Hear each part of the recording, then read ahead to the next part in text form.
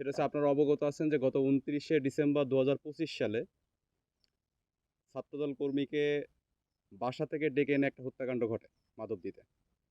তার নাম হচ্ছে আপনার জাহিদুল ইসলাম, তার বাবার নাম মোশাররফ হোসেন।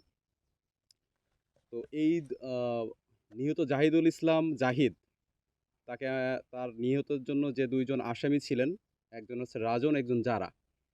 তো তার পরবর্তীতে আমরা আ সিপিসি সিপিএসসি নরসিংদী এবং সিপিসি 1 কুষ্টিয়া যৌথ অভিযান পরিচালনা করে গতকাল আনুমানিক ৩টা ৪৫ মিনিটে আমরা কুষ্টিয়া সদরাধীন বটতল বটতল এলাকার ভাদালিয়া এলাকা থেকে তাকে আমরা অ্যারেস্ট করতে সক্ষম হই।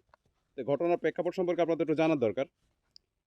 তো যেদিন তিনি নিহত হন, সেদিন তাকে বিভিন্ন পত্রপত্রিকায় আসছে, আপনারা দেখছেন যে তাকে ফোন করে ডেকে নিয়ে যাওয়া হয়েছে।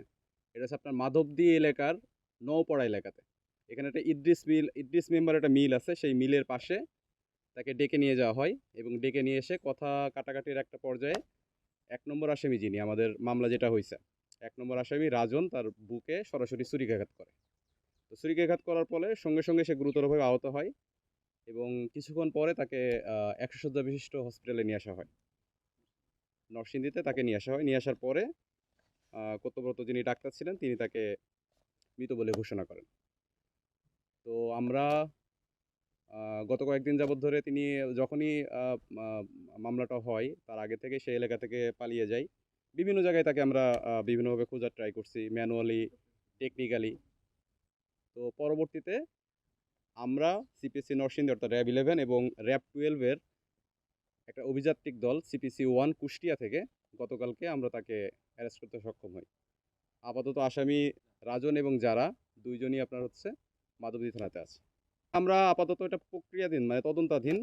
আপাতত যতটুকু আমরা তদন্তে পেয়েছি সেটা হচ্ছে যে পূর্ব একটা শত্রুতা ছিল।